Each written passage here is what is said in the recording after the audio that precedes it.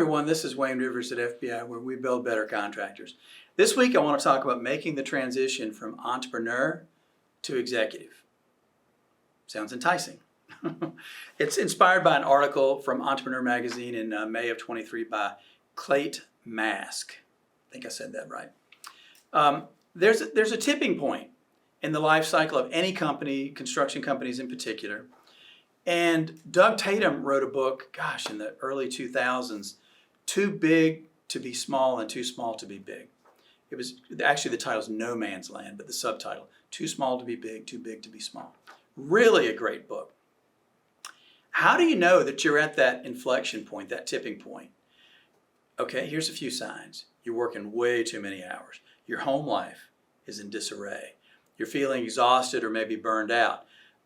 Your reporting systems are inadequate. You're not sure where the money's going. You're not sure where you make money and where you lose money. It's hard to pin down. Things are constantly falling through the cracks. You're getting more complaints from your customers and trade partners.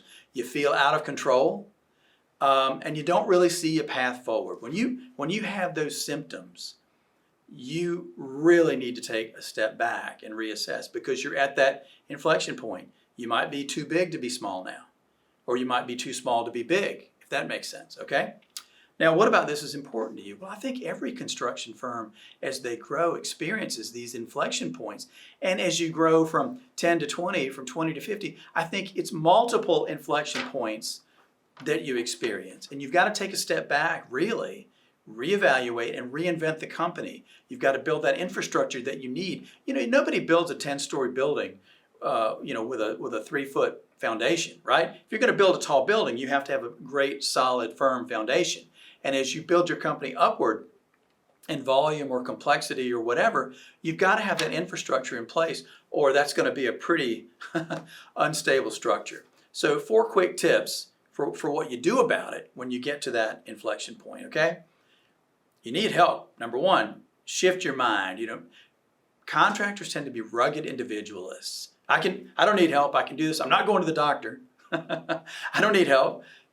Shift your mind. You need help. Whether you need more employees, whether you need more senior leaders to be alongside you, whether you need outside help, that's TBD. But you need help when you're having these symptoms. The second thing is emotionally disconnect from what's happening. You've got to be rational and use great judgment here. So there again, maybe you need outsiders, a third-party objective person to help you with that. But kind of get the emotions out of it if you can. Number 3, assess your vision of where you want your company to go.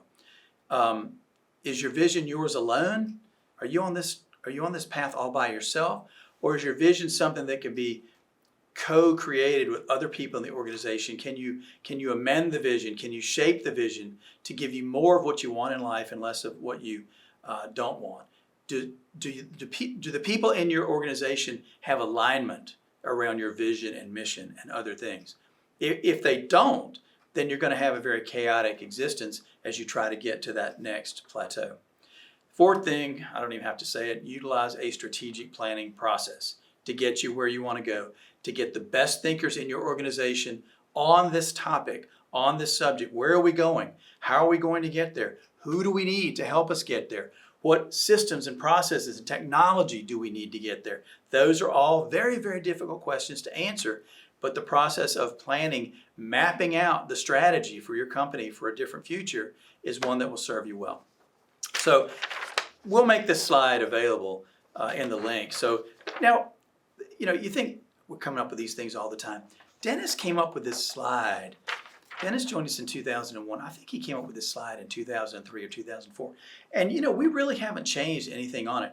But it talks about the entrepreneurial style of leadership and management versus the professional style of leadership and management. So just a few quick things with respect to culture.